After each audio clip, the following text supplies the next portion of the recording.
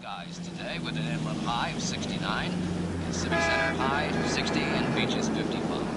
Currently broadcast center at 40. Hey, you want a beer? Hey!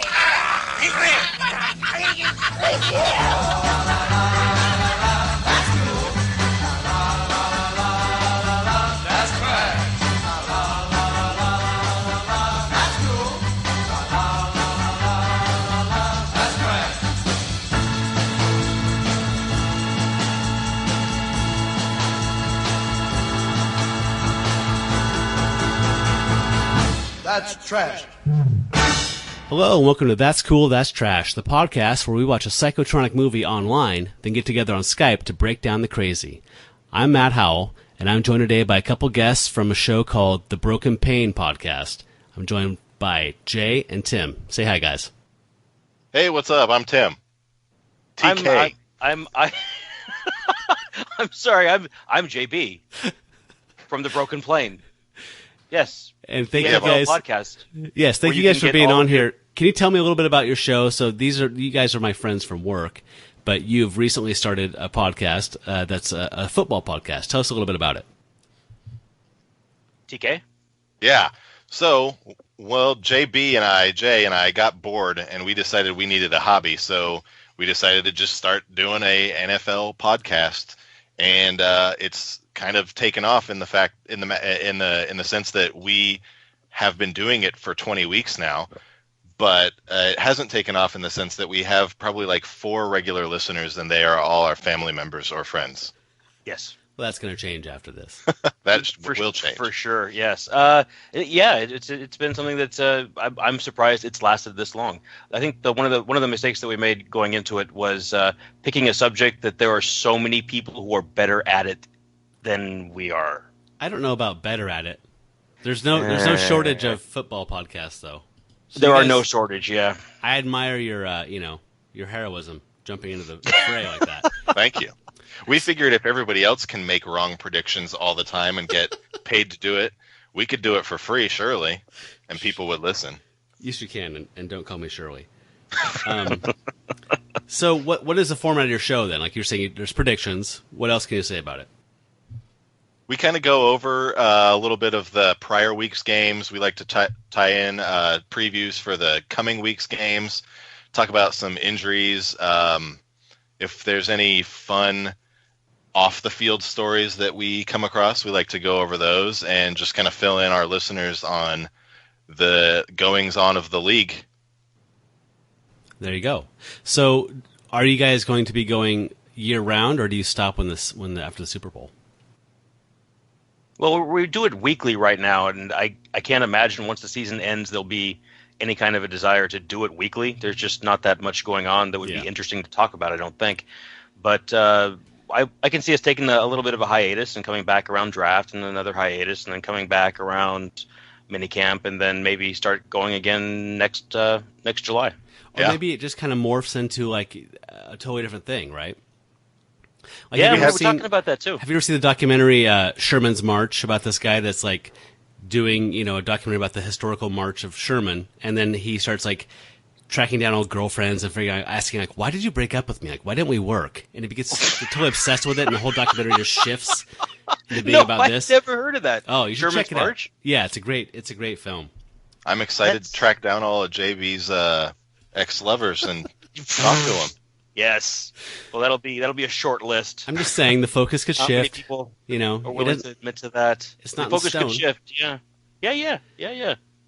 Broken pain could become the broken heart. Whatever. It'll be good. Yeah. It'll be good. So where do people find this? We are at we have our blog, which is the Broken Plane Podcast at blogspot.com. We're on Twitter at the Broken Plane, and Facebook the Broken Plane Podcast, yeah. And then you can find us on iTunes, the Broken Plane Podcast. We've got the podcast up on Google Play Music too, the Broken Plane Podcast. I think that's it. Or you can download the episodes and listen to them from the blog. There you go. As well, yeah. Right on. So you might be wondering, what is this tenuous connection between the Broken Plane guys and our episode tonight, which is a Thanksgiving special? I just thought we were the only ones you asked. I thought that was the reason. No. This was a very intentional ask. What do you associate? I'm just here for the money. What do you associate with Thanksgiving? What's the first thing you associate with Thanksgiving? Turkey. Sure. All right. Yeah. But second? Stuffing. Relatives. But then third? Family. Oh, yeah, okay. But 17th? Mimes. Football. The Dallas Football. Cowboys. There you go. The Dallas Cowboys, the Cowboys. Lions, whatever, man. I mean, come on. So it's an obvious. It's a match made in heaven, I think. It's a match made in heaven. So there's football in this movie. Then this is a football movie we're going to be talking about. Yeah. And Okay. It's this marketing synergy. You guys will get into this once you get more. You've been around for a while. Okay. Good. Yeah. So what we're talking about tonight for our Thanksgiving movie, this is our official third Thanksgiving special, but our second one was Jack and Jill, the Adam Sandler movie, which I picked out of some weird. I don't know what the hell is going on, but I don't count that one. So just. There was Blood Freak, which is our first one, which I love. And That was fantastic. Yes, I love that movie. I do remember that episode. It is insane. And then there's this one, which I didn't know about until just now, like a week ago, actually. So this is, I should actually mention the name of the film, huh? We're watching Home Sweet Home, which is a little-known slasher movie from 1981, which is set on Thanksgiving Day. And as far as I can tell, this is someone's effort to cash in on the fact that the slasher genre was huge and that there was already Black Christmas in the mid-'70s, and then there was Halloween from John Carpenter in like 77 or whatever. And like, well, we got to have a Thanksgiving one, right? I mean, is that Naturally. Friday the 13th? Everybody's claiming all these things. We got to get something in there. Is there a Veterans Day slasher yet? No. Because that just happened, right? We should probably get one of those next year. There's not, but there was in the late 90s, the same company that made that Jack Frost, not Jack Frost with Michael Keaton, but the other Jack Frost that had the weird hologram cover. There was an Uncle Sam one where a veteran came back from some Gulf War, like the Gulf War, and he gets dumped in like toxic waste and becomes like a weird mutated Uncle Sam killer. So that'll work. Maybe. Oh wow. Yeah. Crazy. We should probably actually watch that one. One thing before we jump too far into this, just so people who are listening to this know, there's more than one Home Sweet Home movie. Yes, there's a TV something or other, and yeah. But this is the only one worth watching. 1981. This is the one from 1981. That's a takeaway for me. Right, and like we say, like I say in the intro, like available online. Just go to YouTube, type in Home Sweet Home 1981. You'll see the whole film. For free. So, this movie was directed by Nettie Peña, and I always try to do a little bit of footwork to figure out who's who and what's what. Her career is interesting. She's a photographer and a filmmaker and editor. Prior to this, she worked on a porno called Dracula Sucks that starred Jamie Gillis, a porno version of Dracula. And then she made this, so that was 78, and then this was 81, and then she just retreated to photography, I guess, for all that time until 2009, when she directed this documentary about wind power called They're Not Green, which is supposed to correct us on the assumption that wind power is clean and productive, so she's not into that. But beyond that, like I just found a bunch of photography stuff for her. She's on LinkedIn. She's on Facebook. She is credited with some famous Doors photos that I saw of Jim Morrison and stuff. So she's been around as a photographer for a while, but hasn't done a ton of film work. I mean, what else do you need besides Dracula Sucks? Right. Right. Just stop there. So this film, arguably, or inarguably, its biggest star is, what's his name? Jake Steinfeld. Jake Steinfeld. Body by Jake Steinfeld. Yes, so Body by Jake. You guys probably know who this fitness enthusiast is. He trained Harrison Ford for like Temple of Doom. He trained all these actors. He was a stuntman. He was a bodybuilder, and then he became an actor. And this is his first film, which apparently he does not like to talk about. So if you meet him, don't mention, "Oh, I loved you in Home Sweet Home," because he'll get angry. But and then he'll kill you. He also had a terrible, terrible sitcom in like 1990 for like 4 seasons called Big Brother Jake. You guys remember that one? Where he was raised in an orphanage or whatever, and then or foster home, and then he comes back and like as a successful bodybuilder and pays his dues and helps raise other kids. It was terrible. Wow. Oh, Good for him. Terrible shit. And there's a little girl in this film that's played by someone named Vanessa Shaw. She's like 4 or 5, but apparently she's like famous now. Yeah, she's gone on to some good big things. So she was in Hocus Pocus. That was her biggest movie, that Disney Halloween thing with Bette Midler. Bette Midler, yeah. Mm-hmm. And she was in the remake of 310 to Yuma. And Corky Romano. She was okay. All the greats. She was in Eyes Wide Shut. Kubrick, Corky Romano, Kubrick, whatever. They're all equal. She's got something new on Netflix right now too. Star Clinical, Netflix made. Oh movie. Right, yeah. And I saw a movie prior to that she did called Cold in July that had a Michael C. Hall from Dexter in it. Oh. It was like a noirish thing that's on Netflix, or it used to be, which is actually worth checking out. Very cool. Yeah.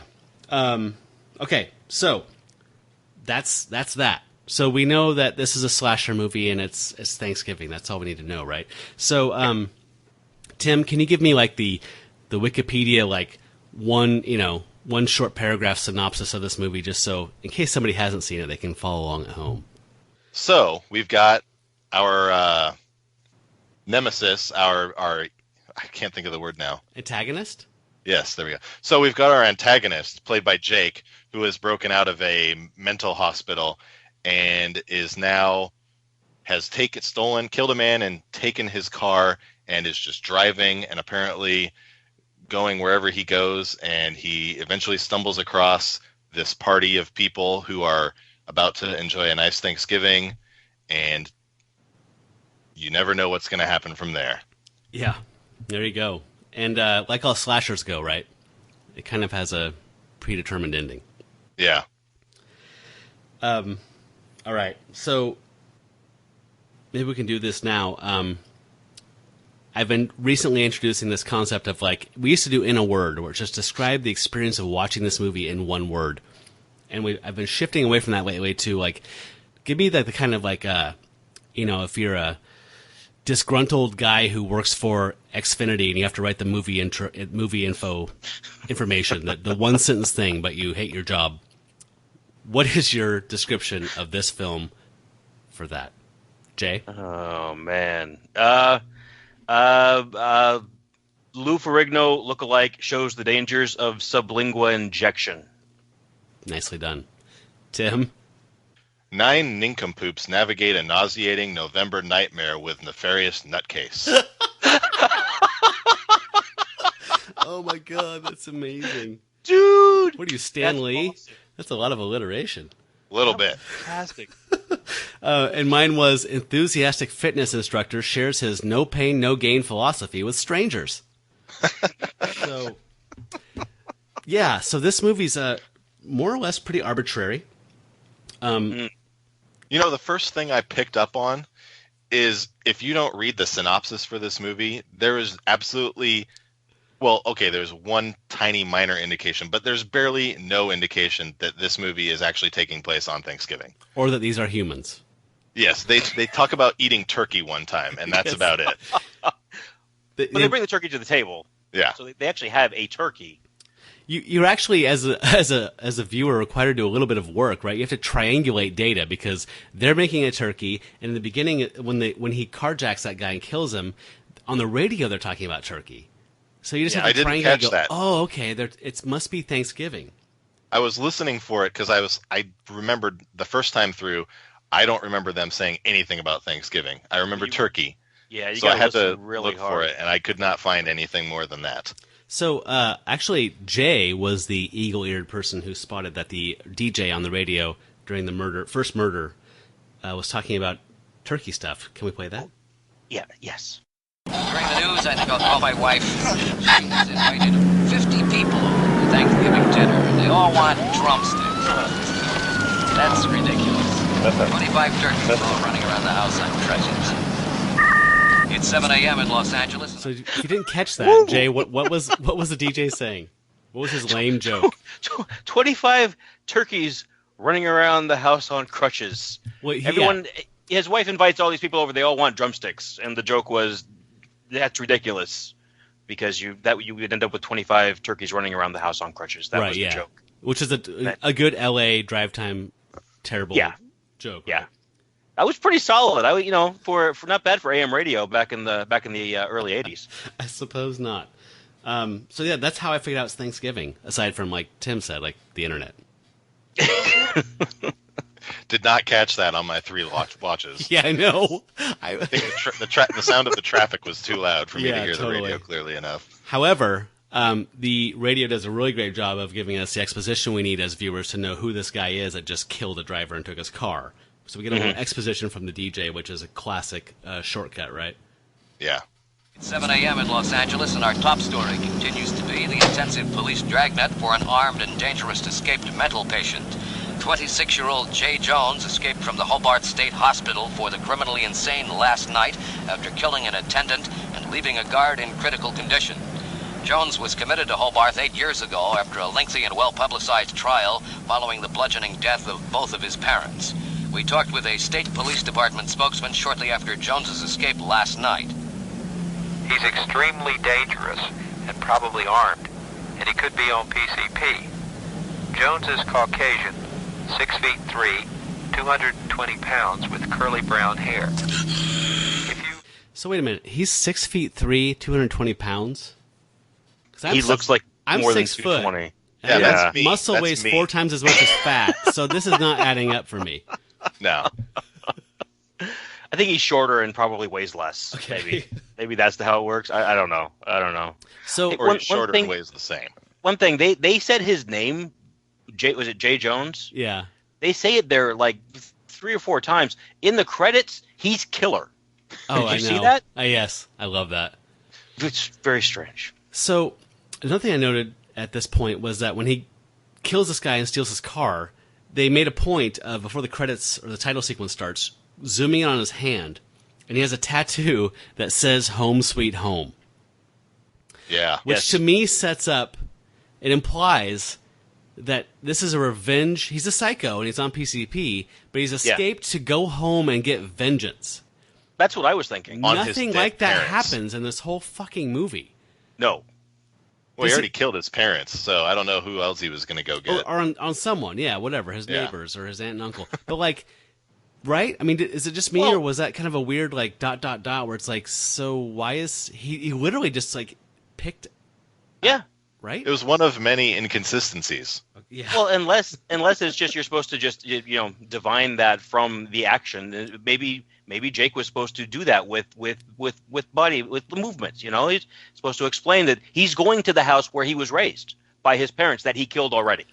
Oh, so something that like a young Brando or Montgomery Clift could pull off, but it might have been Jake lost in doesn't have in him. all of the chortling he was doing while he was driving in the car and running over the old lady in the crosswalk. Yeah, and folks, if you haven't seen this, he actually, after he kills the guy and carjacks his vehicle, he injects more PCP into his under his tongue. So he is really, really ready to go. I mean, he's already jacked up, and now he's just beyond the edge, like Grand Theft Auto like mode. Can we just hold on here for a second? The injection of the PCP or whatever that was under his tongue made me stop and look up, because I don't know much about intravenous drug use. Can you do that? I couldn't find any examples of anybody saying, you know what, that's a great idea. Just take the syringe and jam it under your tongue. I questioned that too, because PCP is angel dust, which the name suggests it's a powder. But apparently I looked it up. You can actually get it into a liquid form and inject it. So we recently watched a movie called like Wild Beasts. It was an Italian movie about people dumping PCP into the water supply, and it gets into the zoo, and all the animals go berserk and break out and kill people. Oh, nice! But there's a great clip in that movie where the cop or whatever is like saying like you can smoke it, you can drink it, you can blah blah, you can shoot it up, you can. So apparently you can take it lots of different ways. The drug for everybody. Okay. Yeah, it's a good people pleaser. Good tip.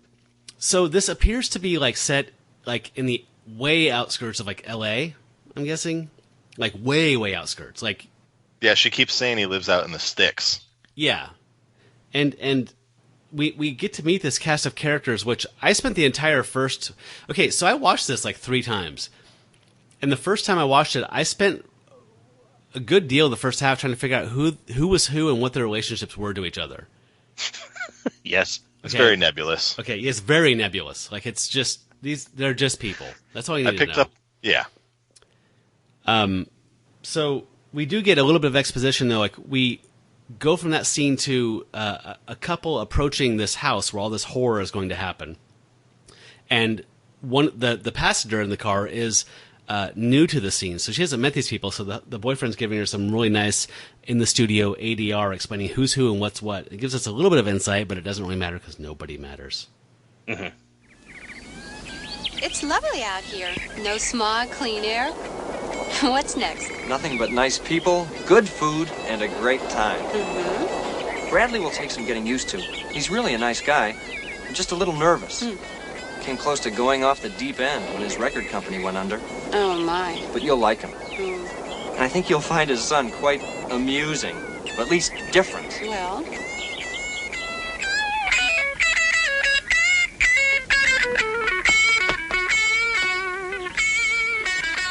Okay, so that is the harbinger. Rock and roll forever! That is the harbinger of some audio that you're going to be hearing a lot through this movie. Jay, tell us about those sweet, tasty licks. If you haven't seen the movie, the guy with the guitar with the tasty licks is that's Steak, or as he's called in the movie, Mistake.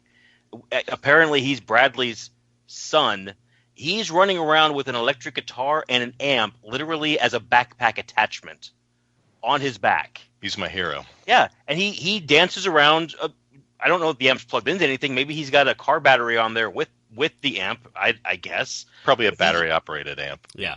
Back in 1981? Yeah. Definitely. No. That's what they did back then. They did remember not that guy on Venice Beach that would like roller skate around and he had the little belt amp? He was around back then, wasn't he? No. Yeah. I don't remember that at all. What? I don't... Like, well, that sounds about the- watch any movie from the 80s that is set on Muscle Beach or Venice Beach, and there's a guy, he has like a turban, and he's wearing like, I think he's like a Sikh or something, I don't know what he is, but he's playing guitar and he's roller skating around. It's like in every freaking montage of any Venice Beach movie ever. Oh, wow. So this would be a callback to that, but he had it on a belt. I seem to remember something about that. It was on a belt. It was much smaller than... Yeah, this guy's got like an REI, Everest expedition backpack on. Yeah, I want that. It's pretty sweet. But yeah, he's jumping around and singing, not singing, but playing guitar and kind of dancing on a fountain that's not active. There's no water coming out of it. Yeah. So what's his defining characteristic that you're not talking about? I was going to let this one go. His face is painted white. He is a mime. But he's not. A mime. He's just dressed like a mime. But he's dressed as a mime. He speaks plenty. Unfortunately for all of us, he opens his mouth and words come out. Yeah. I wouldn't say unfortunately. I would argue that he's the best actor. He's the strongest part of this cast. That might be true. It's clearly Jake Steinfeld, but yeah. So Didn't even let us speak. So in like the Wikipedia description, it describes Mistake as a member of the Kiss Army. And I don't think that he is a Kiss fan. He is very clearly someone who... So one of the things I love about slasher movies... I mean, okay. Back up a second. I've made my disdain for the genre of slashers known throughout this show a lot. People are probably sick of me hearing me saying it, but there's so many bad slasher movies because they're so popular and so cheap to make. So they're easy ones to find and kind of, enjoy in that way. But there's an element to them that's very like... they're very thin narrative-wise, so all this kind of personal stuff that is not intentional comes in and fills in these gaps just because. So, like, in this one, for instance, this guy they cast is obviously really into miming. So they kind of just had to write that in because there's nothing, it's a vacuum. There's nothing. This is a guy. He's someone's son. So it's like, well, I don't know, he's into miming. And he loves guitar. What if he's like a guy who mimes and plays guitar? Like That would be great. And what if he did magic tricks and stuff for his like little sister? Oh yes, we just killed 3 more minutes of screen time. Like you just find these things, right? It's just this pastiche, this like mosaic of just shit that you just have to do to fill 80 minutes to make this technically a feature film. Interestingly enough, this actor, Peter DePaula, he appeared 6 years earlier on the Mike Douglas show as himself performing magic. And then in 78, he was on the Wonder Woman TV series for one episode as a mime. So oh my God, really? They worked both of his previous television appearances into his character on Home Sweet Home. Wow. And I don't think he's been seen since, has he? No, definitely not. Yeah. Well, he died, so yeah. Yeah. So we're introduced to like a cast of like 9 characters immediately. And none of them are memorable. None of them are easily identifiable. And unfortunately, we immediately go into the least like attractive 4 people having sex. It was pretty bad. So the people that arrive start having sex in their car before they even make their presence known. Which seems a little quick, doesn't it? Yes, and the host, the guy who owns the ranch or whatever, I like to call him Uncle Rico. Everyone calls him Bradley, but his first name is Wayne. He's the guy who's... Is it Wayne or Harold? I thought it was Wayne. I don't know. There's different info all over the place. Oh, you know what? It might be Harold. You may be right. I think Wayne's... I thought Wayne was the guy who has the football guy? Yeah. Oh, okay. He's the skinny Oliver Hardy. With the Skinnier. mustache. Skinnier than Oliver Hardy. I wouldn't call him skinny. Skinnier. Sorry. You're right. It is Harold. But everyone calls him Bradley. Anyway, the guy who owns the house and his girlfriend, who is obviously not Steak's mom, and I don't think he's Steak's little sister's Angel's mom either. I think he's the girlfriend. Just some man squeeze. They start porking. Like in the middle of making Thanksgiving dinner, they just go to the bedroom and start porking, and the other couple are porking. And I just, I had to make a little kind of clip here. It's a little bit long. It's like a minute, but it's worth listening to. It's worth it. Yeah. Hope you're not eating. It's just,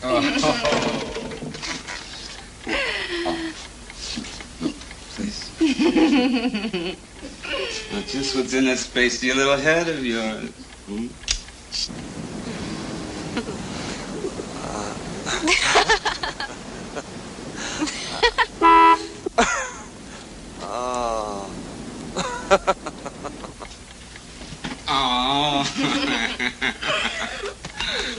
This is going to be a hell of a lot better than a Valium.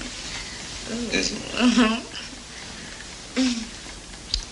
Oh, is it really?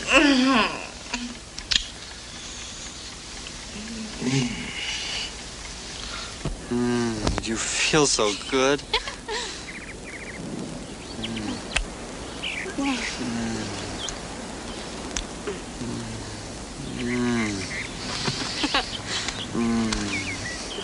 Jesus, you're so horny. I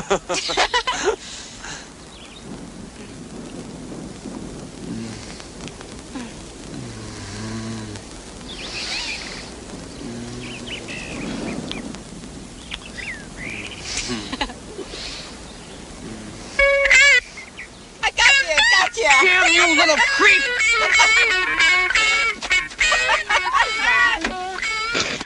Okay, first of all, ick.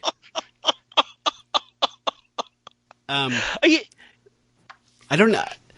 Like, there's so many porno-y, ad-libby things in there that are so fucking gross. I never want to hear anybody say any of that shit.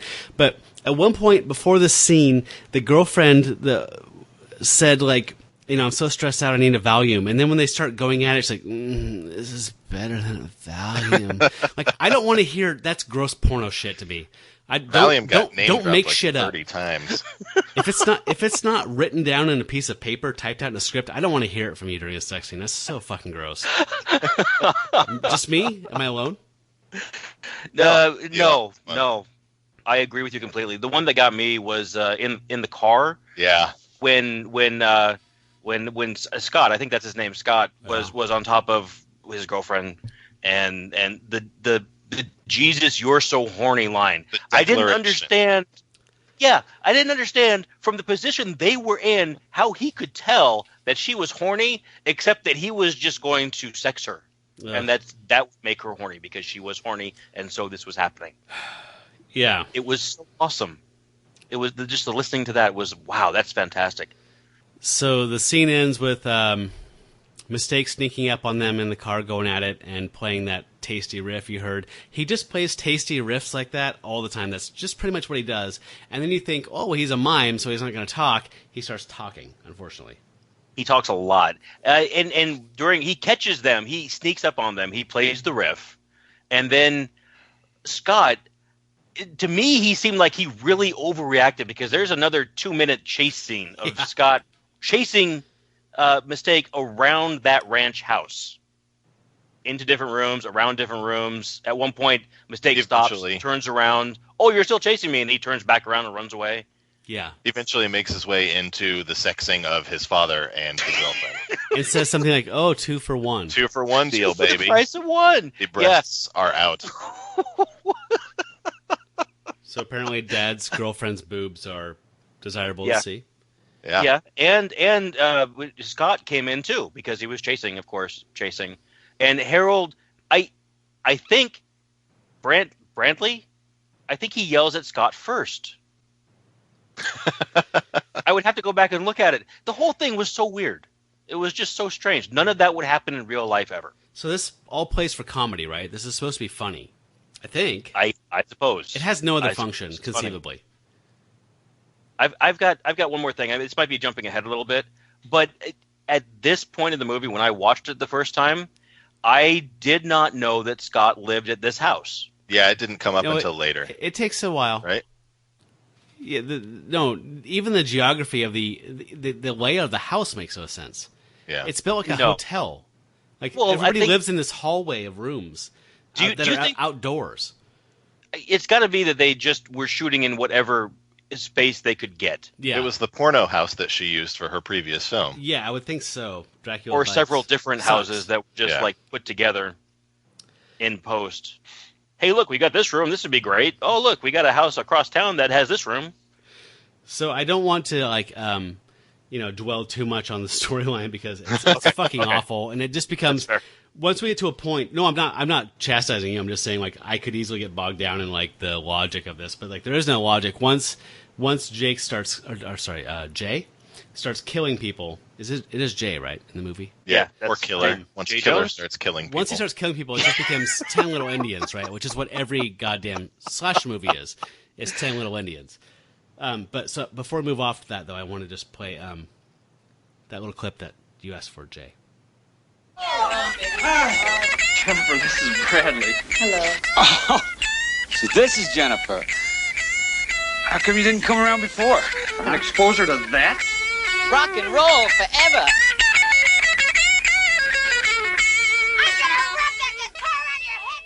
That is fantastic. Rock and roll forever. That rock and roll forever. And I just want to say, while we're listening to that, while the riff is going, rock and roll forever, that's Bradley running out into the driveway with his pants almost down around his ankles. He's buttoning his pants and introducing himself to his, I guess, roommate's girlfriend for the first time. And he's a disgusting specimen. Oh, it's not a pretty sight. Purple rayon shirt, porno mustache, feathered Scott Baio hair. Yeah, shirt unbuttoned down. I mean, ugh. He was Uncle Rico from Napoleon Dynamite. I don't know if you. Yeah, that's who I thought of immediately. Wow. So we get some acting. And I'm not talking about that scripted acting, that nonsense horseshit. I'm talking about that real Woody Allen improv acting, right? So they realize there's no wine. And so the girlfriend and her buddy decide, let's go into town and get some. And we get to hear some true theater. Ad lib. Where did your boyfriend get a son like that? I don't know, but I tell ya, when I get my hands on that little twit, I'm going to murder I don't him. blame you. Oh, gosh. I tell you. I could use a isn't Valium. Look Is at this Scott's car? Ooh. Hey, hot car. Yeah. Whoa. Well. Ooh, white, too. Oh, but White I still still can't believe I forgot that dumb wine. Well, this road is really a bumpy I love it. Oh, yeah, well. Yeah, maybe we can find some guys to make up for the I'm afternoon that I blew. I'm sure we can, You dear. know? Whoa. But who cares? It gives me a chance to get out of that nut house. Yeah, well, maybe my subconscious is working to save my sanity. Wonderful. Wonderful. Oh my God, that is so terrible. That was my favorite part of the movie. I have to be honest. It's Maybe pretty my good. subconscious is working to, I don't even know. That sentence made no sense. It makes me desperately want to see what was in the script. Yeah. Because I think maybe they just had lines on the page and they said, okay, you're going to both share these lines, but we're not going to tell you when to say them.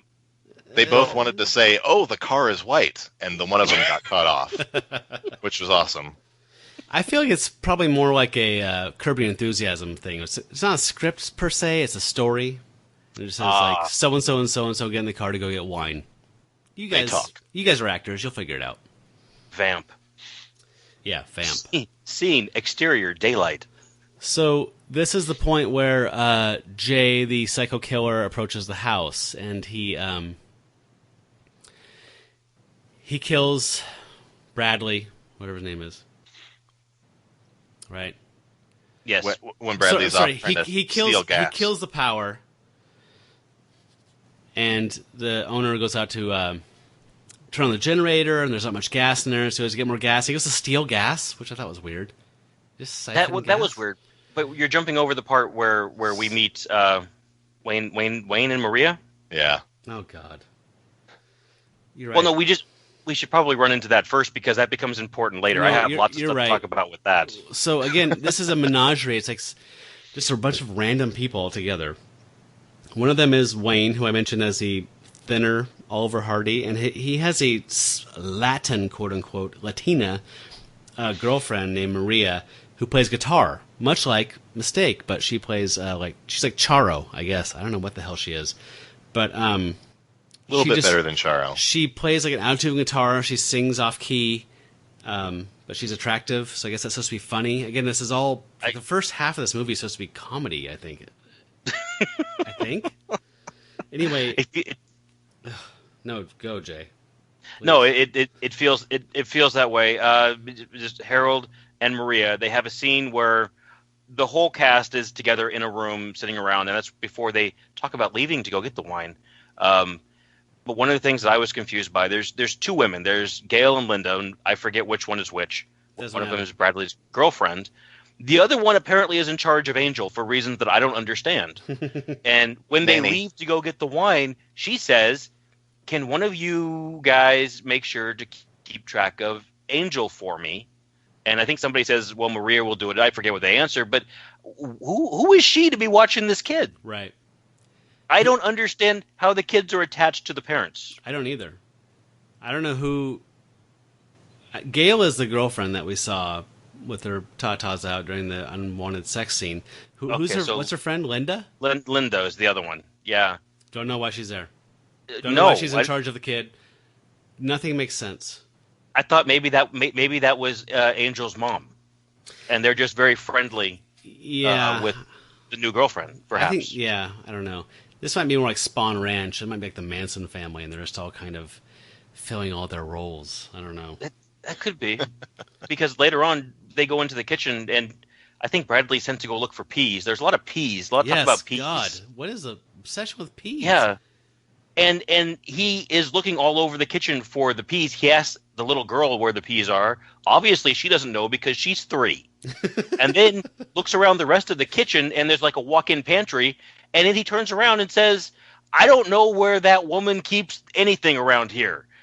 I thought this was his house. It is his house. Does Gail live with him? I don't think so. She talks about coming out there for the weekend. Whoa. Why doesn't he know where things are in his own house? Why are you tugging at this thread? It hurts. I'm probably doing this wrong. I was confused. So Wayne is really invested in a football game, as there's always a game, 2 games on Thanksgiving. On Thanksgiving. He's got a big bet. We get a little peek into Wayne's motivation here. He's a very deep character. me. I'm not talking to you, babe. No, listen, just give me what you got on St. Louis. I think I need a girl. Get me one, too, will you? How about you? She won't drink anything. She hates to go to the bathroom. Cuando estoy en tus brazos, quiero morir.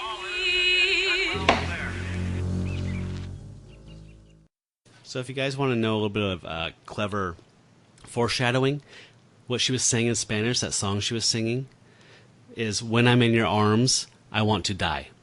Oh, wow. Yeah. That's a deep cut. How did you speak Spanish? Did you speak a bit? I do speak some Spanish, yes. Nicely done. Wow. I did not see that coming. Yeah, so Didn't think this movie had it in it. I didn't either. That line by Wayne, that is my favorite line. She doesn't want any. I think he's asking for a beer. No, Maria doesn't want any. She doesn't like going to the bathroom. Mm-hmm. That was great. Just, wow, I've never heard that before. I'm like that too. I just don't broadcast it. Well, I have some bad news for Wayne. Since we're the football guys, I have to bring this up. St. Louis did not play on Thanksgiving Day in 1981. Okay, no, busted. What? They played on the following Sunday. See, and they won though. So if he took St. Louis and if he bet the under, he would have won had he lived. Right. And how did he die? Garrett. Oh, yes. Garroted? He was How do you garroted. say that word? Garroted? I'll say garroted. I have the garroting of Wayne written down. So if you're following along at home without having seen this, basically what happens is those two girls go out to get the wine. They die. And they never come back. And Bradley, or his name is, went out to siphon gas. He never comes back. So it becomes a sequence of people going, I'll go find them, I'll go find them, I'll go find them. Yeah. Never worrying that no one's coming back. Nobody's worried because everybody's car battery is in bad shape, so it's okay. They're all just stranded. That's all. That was so stupid. That was so dumb. I got really upset about that because they said you can take my car. Bradley said you can take my car, and then but the battery might be on the fritz. He goes out later to go find the girls, and he cranks that car over for about 15 seconds, and then hits the steering wheel and cranks it again. Turns out that's fine. It's not the battery. But later on, they do the same thing with another car. Oh, the battery must be out. Well, it's cranking like crazy. I don't think it's the battery. Remember, Scott says that his gas gauge does not work. Yeah, a lot of convenient car problems here. Yeah, but at least Bradley or whatever did. He not only siphoned gas, but his car didn't start the second time after he steals the gas, and he goes, "Well, I'll just steal this battery," and that's when Jay does the flying whatever smash onto the hood and kills him. Yeah, that was the most fantastic that was the best death WWE scene. It was. That really was easily. Except that. So if you can picture, I'll paint a picture for you. There's a Woody station wagon with the hood up, and Bradley is trying to get to the battery. He's got his head under the hood, his torso in the torso, really more of his body than he needed to retrieve a battery. But we won't talk about that. Body by Jake comes flying over the top of the station wagon. You don't really see this; it's more cut together. Lands on top of the hood, crashing down on Bradley, and that's supposed to kill him. Like off the turnbuckle. Yes, and that was supposed to kill him. Now, I've watched a lot of pro wrestling in my day. Yeah. I don't think that would have killed him unless perhaps he got stabbed onto the battery terminals and that battery was so not dead that it shocked him to death. Well, look, I've been trapped in underneath a lot of engine hoods, and it doesn't kill you. Yeah. It's totally unbelievable. He's still here. Yeah. Yeah, I just thought it was, I don't know, I just assumed it was like it crushed his skull or broke his neck against something in the engine. I don't know. No, that would never happen. It took him a little while to die. No, it didn't. No? Yeah. Well, if it did, they didn't show it. He writhed for like a minute. He did writhe for, yeah. Was he writhing? I must have blocked that part out. It was un poquito of writhing. I was probably so weirded out that he carried around a gas can and like a garden hose to siphon gas with in his car. It was surgical tubing. It was. Who is this person? Was it okay? High class. So he was. I love that this comes up in the beginning, that exposition we played, where he says, he's almost off the deep end since his record label went under. So he ran a record label. It went bankrupt. Why are you telling me this? This has no bearing on his character. Well, now you know, because he doesn't have enough money to buy gas, so he has to steal it. But we also understand why he lives in the giant house that he lives in. He bought that when times were high. Yeah. Yeah. The first half of Boogie Nights, not the second half. It also makes sense when he's able to tell Maria, don't quit your day job. I know music, and that was not good music. All right.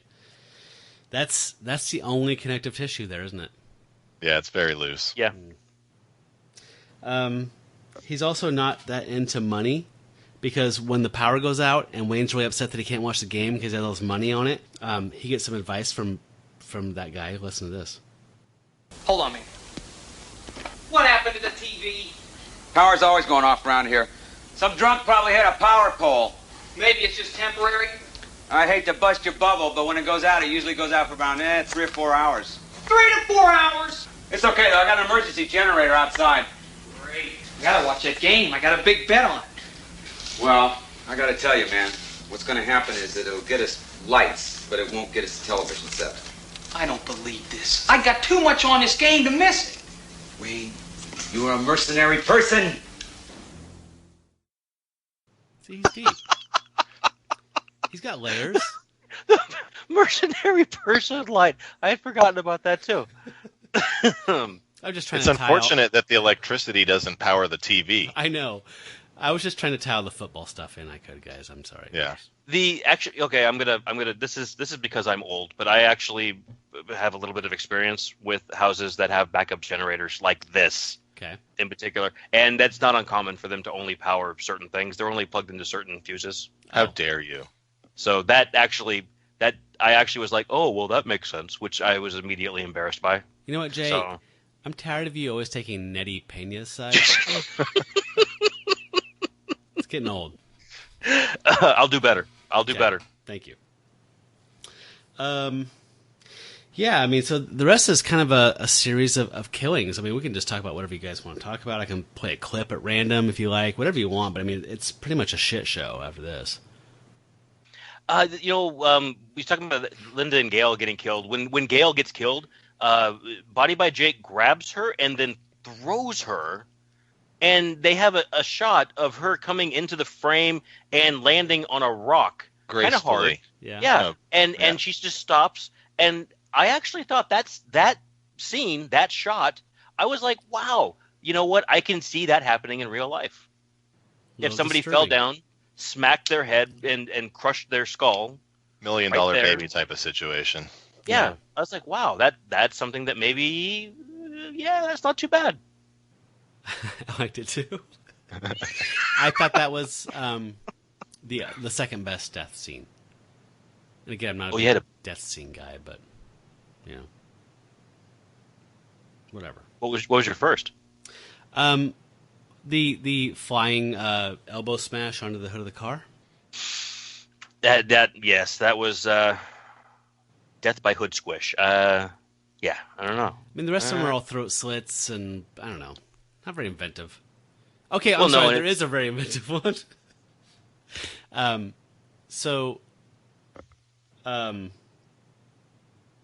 Actually, let me play another clip before we get into that, because Mistake is still alive and well at this point. So let's enjoy Mistake's presence in the film.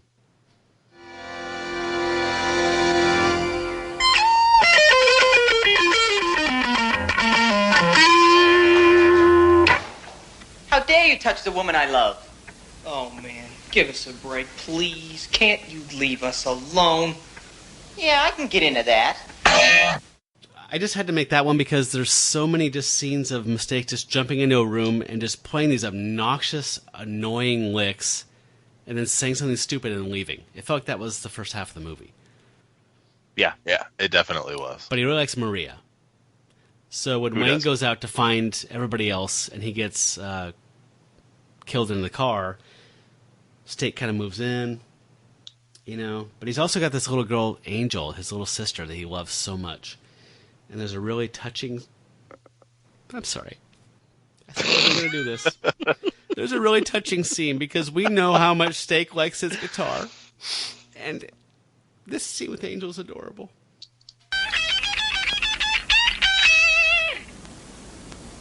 I love you. I love you too. More than your guitar. Yeah, more than my guitar. More than anything.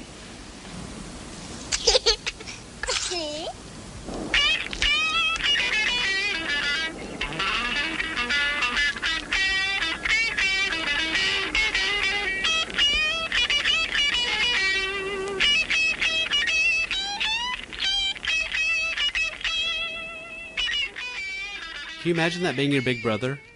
Just that last riff is my new ringtone, by the way. I cut out like a 2-minute sequence in the middle there where he does the ball routine where you have one ball in your hand, then you have two, and then one disappears, and you have three, and you have two, and then you have four. Which is really good. He's really good at it. Yeah, he's got some skills. Why is it in a slasher movie? I don't know. No reason. If he's on the street corner doing it for quarters, totally get it. Yeah, makes a lot more sense then, doesn't it? Yeah. I will say this about that particular scene. That dialogue by Angel, probably the best delivered dialogue of the whole movie right there. Probably, yeah. More than your guitar? I was like, wow, nailed it. Yeah. I learned a lot from that. I don't know what I learned, but it was a lot. I'm just trying to unpack it. I was a little bothered by Steak moving in so quickly on Maria after Wayne left. It seemed like not enough time had passed. It was kind of weird for him to be hitting on this woman who doesn't speak English. Well, they don't know that Wayne's dead. I mean, he's just swooping in, period. Good point. That makes it worse. Yeah, how often do you think he gets laid? With the mime thing and the backpack amp and the... Good point. I mean, let's do the math here. Is he just casting a really wide net and he's like, well, 99 times I get slapped in the face, but that one time out of every 100 is totally worth it. When they do eventually sit down to this Thanksgiving dinner, and he is efforting with Maria. He's trying hard to help her with the food that she might like on her plate, and also splashing her with cranberry sauce. Yeah, which causes her to scream and yell at him and run off. That's when the killer finds them and has their whole scene together. Yeah, and I didn't realize the first time I saw this that Angel is left unattended, like in the middle act of this movie. So so night falls as this movie goes on, and everyone's talking about how hungry they are and it's dinner time and blah blah. Should wait for them to get back, this and that and the other. There's a scene where they show Angel with like the carving knife kneeling at the table just stabbing the turkey. Do you guys remember that? Yeah. I thought that was going to be like some kind of like, pithy commentary on like latchkey kids or children not being, what I mean? Like some kind of social comment. But nope. They just go in there and her legs are sticking out in front of the table and she's just mowing down on turkey. She was just hungry. Yeah. Yeah, also the most capable person in this cast. Yeah, she was able to eat dinner. Yeah. The rest of them all had trouble.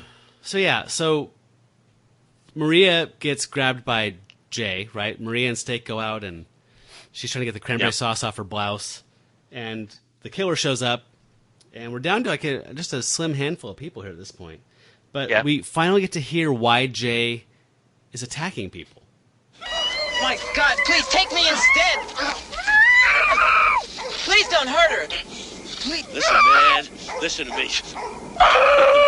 Women are no good.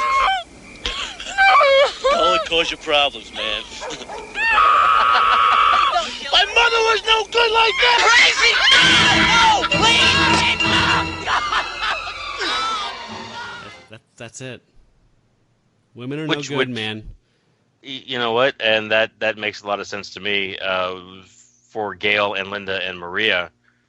But I'm not quite sure why, the guy that owned the station wagon before he killed him and Bradley and Wayne are dead now. No, Well, he needed the station wagon. Yeah.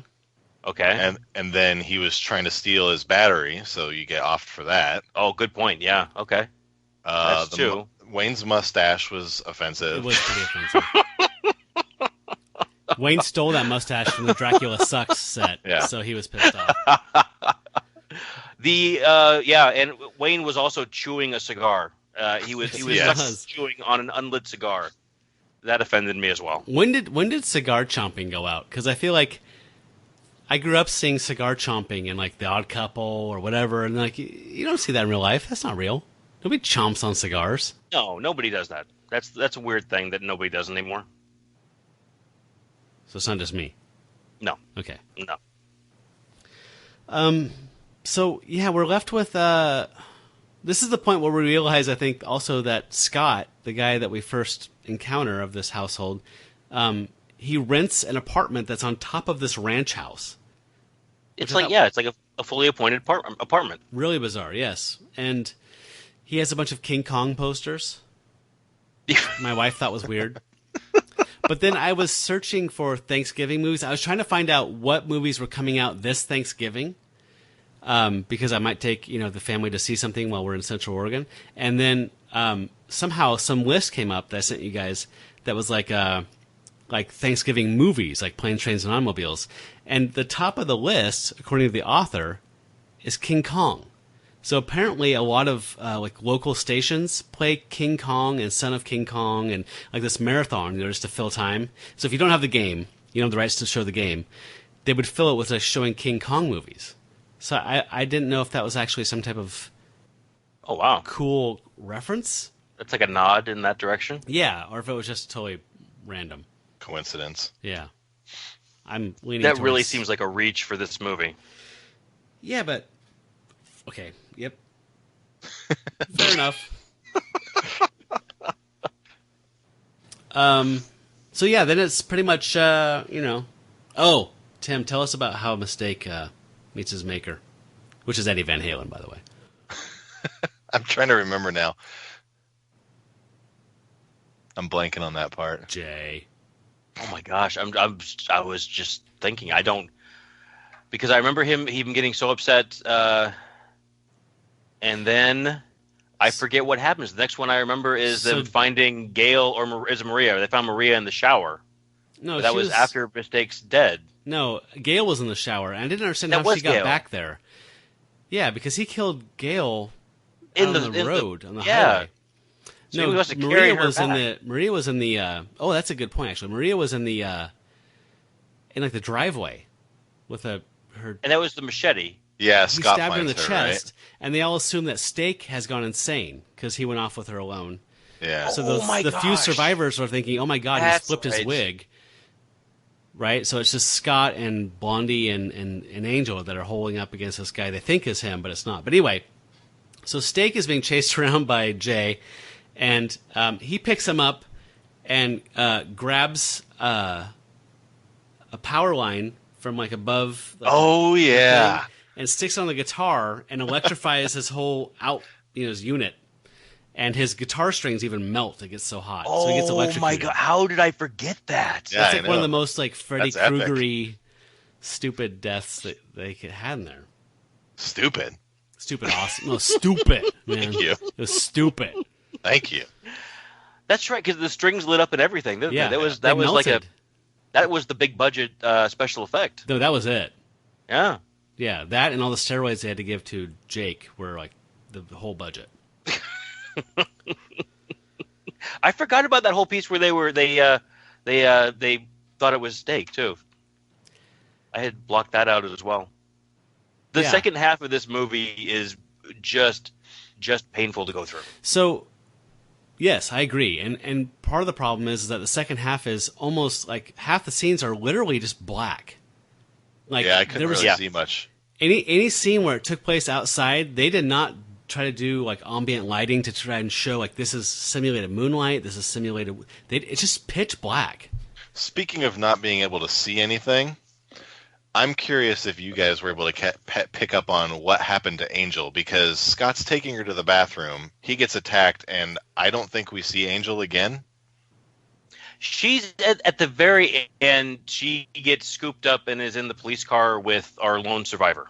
Okay, so she just disappears then for the rest of the night. No, you're right. So they literally forget her, which is hilarious because they escape and they're running out, and then like, oh my God, Angel! Yeah. And then Scott doubles back to go get her, and then Jay breaks through the window, grabs him by the head or whatever, and pulls him down and slits his throat with the broken glass of the window pane. So had Angel or slits made his it throat or something, whatever, into the bathroom at that point, and that's why she's just been in the bathroom while that the three of them struggle. Sure, I don't know. Yes, it was really confusing. One of the things that confused me is when that scene that you were talking about before, where Angel is kneeling on the table with the carving knife and she's stabbing the turkey. They were intercutting that with pictures of Jones or Jake or the killer, whatever we're calling him, outside looking in, and I almost thought that it was one of those things where the killer comes inside and sees this little girl eating dinner and helps her with the dinner, and maybe is fond of this little girl for whatever reason, who knows, and then just was going to leave her alone the whole time. Yeah, totally. Because there was a lot of stuff that was like, well, they're not really saying this, but they're kind of inferring it sort of in a way that makes no sense. Like Frankenstein and the little girl with the flowers. This is the direction we're supposed to go. In the movie Frankenstein. Yeah. But not with that ending. So if you've seen another movie, then you would understand what's going on here, even though we're not going to tell you, and we're not no way going to reference anything that would make you think this. Which is really badly done. We're just going to do this and not do it well. But then I even for a flash thought, well, is it supposed to be implying that like he's mentally like exerting some power over her, and like maybe he's got some kind of telekinetic something? But no. I feel like it was just like trying to do a couple things, but just goes, maybe we should, But Carrie was really popular. No, I told you, he's strong and he stabs people. No supernatural stuff. Nope. Anyway. So the big ending involves the blonde girl that came with Scott. She's the last survivor. She somehow holes up somewhere and waits up till the roosters crow, because it's not till dawn until the roosters crow. And then she leaves, and then he jumps out from nowhere, literally nowhere. If you watch the shot, it looks like he had just jumped off a small trampoline and attacks her. He was just waiting just off camera. Yeah. And whatever. So she has this scream, which is clearly one scream repeated over and over again in the soundtrack. And I just want you to listen to this for a second.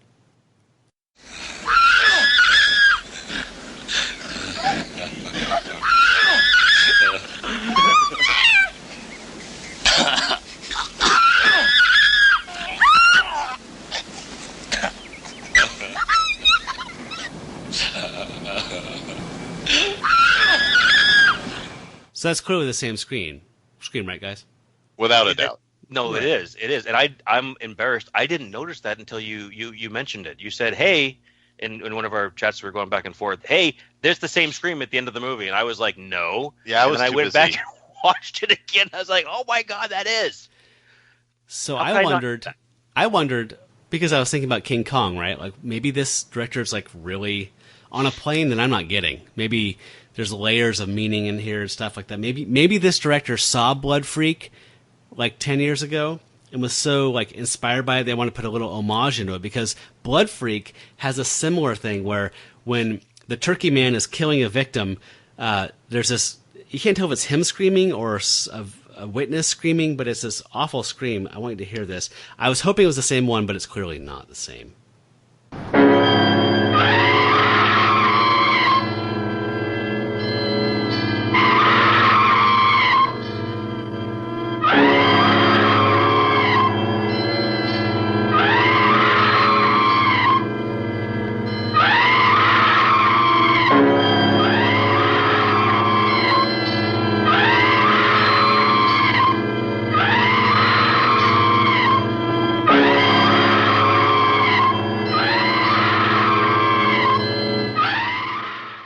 And yes, I'm aware that's overkill. I wanted you to listen to the whole goddamn thing. That was much more birdy. That's way more avian than what we heard in right. Home Sweet Home. You're right. Is there anything we haven't covered? Because I'm out of clips, and we've kind of got to the end of the movie. How did the cops end up at the house? I assumed, again, I love getting homework from a director. I think it meant that her friend, Gail's friend, was found because the police said something to the effect of, like, they gave the girls off with a warning. They said you were speeding, and then they said, like, okay, so they have wine. We know they're going to be drinking wine. If we hang out here, they'll be coming back at some point, and then we can, like, this was implying, like pull them over and make it, yes. And so I thought that at some point they found her body, and they had mentioned the Bradley Farm or Bradley Ranch. Yeah. So that's how I justified it. So they just decided to make their way up there at that point. They found a body and worked their way back and did the footwork, yeah. Okay. But were those the same two cops? I think so. Yeah. I think those were the same two cops. I have to look. Because in the credit, there was cop number 1 and cop number 2. Okay. But there could have been cop 3 and 4. I don't know. It was dark. I don't know. I couldn't see them. They were hunky. Yeah. Looking at just this is out of left field, but the writer for this is Thomas Bush. This is his only writing credit on IMDb, but he did do in 1979. He was part of the miscellaneous crew for Rudolph and Frosty's Christmas in July. Oh, that beloved special. Yes. So I mean, it's another holiday special in July. Special. Yeah. Okay. A little tie-in. So we are at Final Judgment, you guys. And I don't know if you know how this works, but this is where you have to tell me whether this is cool or trash, and you have to justify your position. There is no right or wrong answer, and I'm not going to define what cool or trash mean. That's all on you. Jay? You know what? There's no redeeming social value in this movie whatsoever. It is time out of my life that I will never get back, and if I can save somebody else from doing that, then I feel like what we've done here tonight is been worthwhile to me. Therefore, trash. I just want to hear you say it. It's okay. The lawyers. It's legal. It's not me. Right. That's trash. Okay. I will agree that this movie is complete and utter trash. I had a hard time watching it the first time. I had a harder time watching it the second time. I'm surprised I'm still alive after having watched it a third time. Yeah, it's just all around bad. Don't watch it. Okay. I kind of had the same experience you guys did. I watched it with Renee and woke up the next morning and was like, God, did you slip something in my drink? Like, I can barely remember that movie. Like, it's like you had some Jedi mind wipe. It was like, I know that guy was in it, and there was like these two things, but it was like 80 minutes. And I watched it the second time, and noticed some clips I need to make, and I cannot remember this goddamn movie. So I watched it this morning again just so I could actually keep it. It's like, keeping like a mouthful of water, like running through the desert. Like, I just got to get to the podcast. I can spit it all out and just not remember it ever again. So I guarantee you tomorrow morning I'll wake up and I could not tell you dick about this movie, but it's out now. So it is trash. It is poorly made. It is poorly shot. It's poorly lit. It's poorly written. It's poorly scored. It's poorly sweetened in audio and post-production. It's poor. It's all around just shit. So it's trash. We got a 3 for it, guys. Hooray! Nice. Yeah, and every time that happens, we adopt a puppy and give it to a hungry child. So, yay!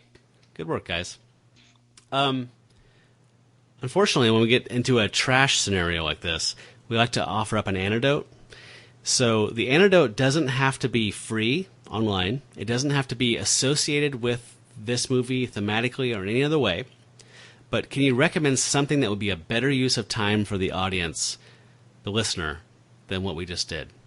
And if you can make it about Thanksgiving or whatever, that's a bonus, but it's not required. Jay, do you have an antidote? Man, I don't. I cannot think of any other Thanksgiving movies off the top of my head.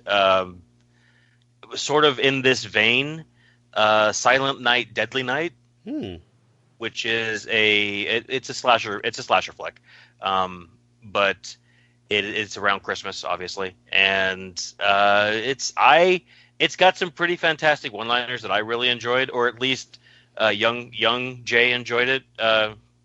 After he'd been drinking a little too much, he thought they were very clever and very funny. Of course, that was about 20 years ago now, so I may be entirely wrong at this point. So I have seen that as an adult. Yeah, the Clinton Street. What do you think? Clinton Street Theater showed, I think, like 10 years ago, and that was the first time I'd seen it, and it was very sleazy and very entertaining. Yes, that's how I remember it. I think it deserves its seat in the Hollywood sleaze pantheon. Does it refresh my memory now? Does it have a scene where a woman gets picked up and then impaled on antlers? Yes. Is that Silent Night? Okay. Yes. Okay.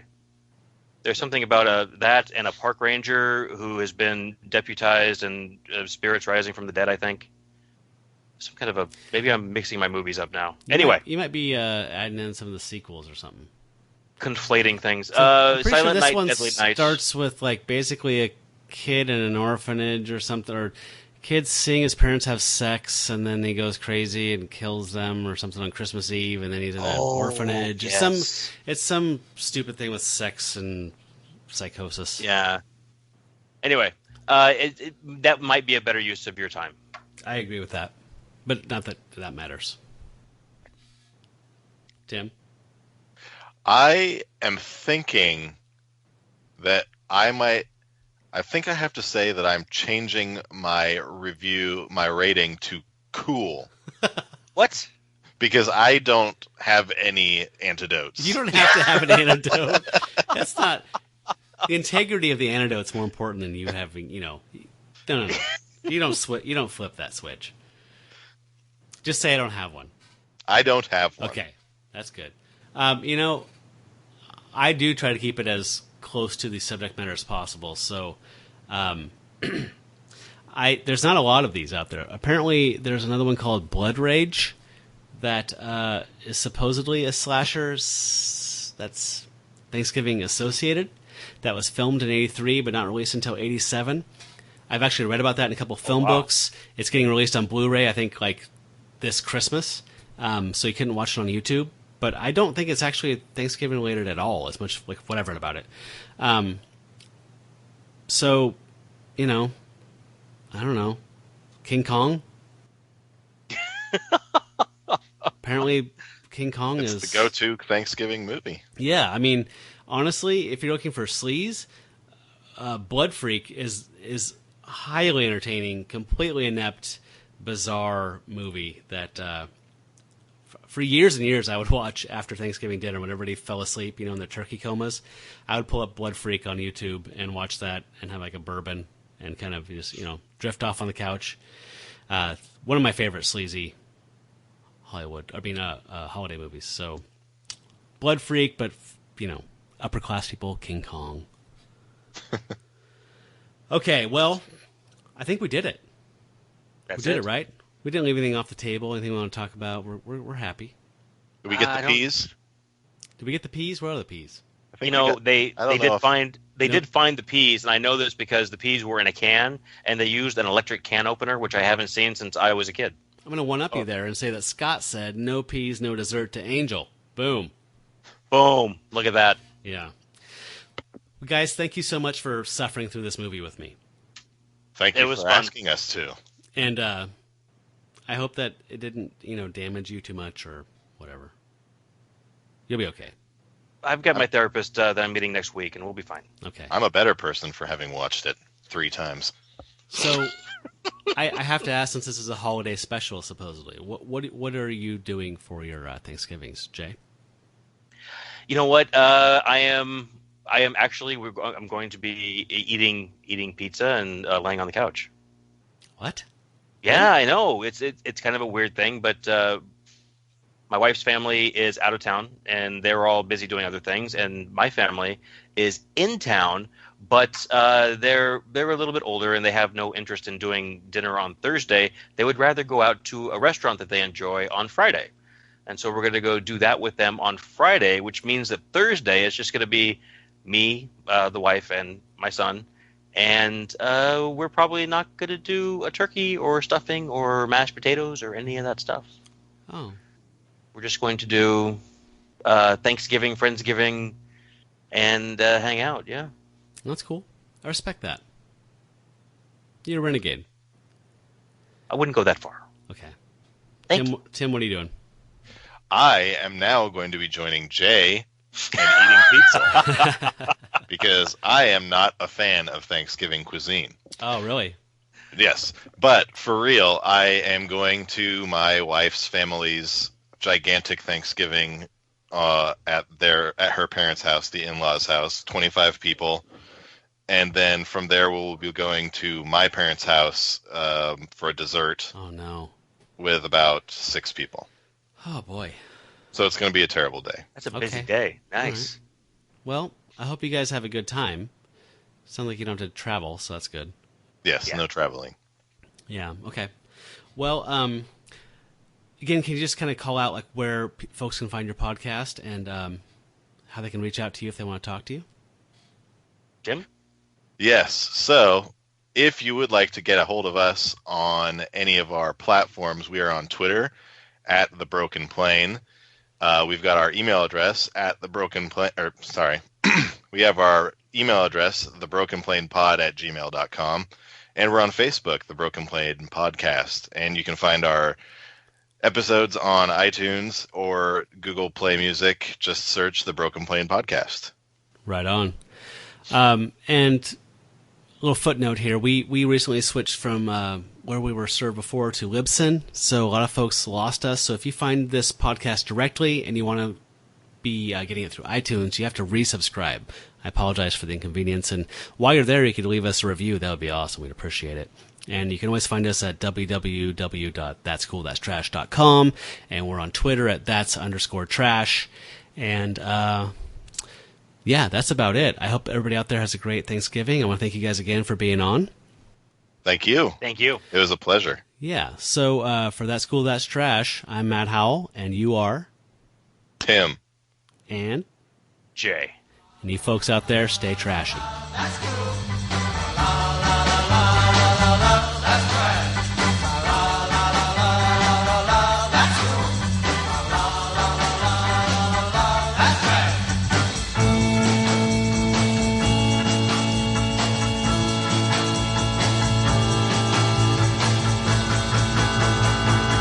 That's trash.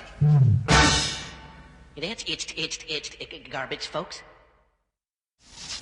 I need a beer.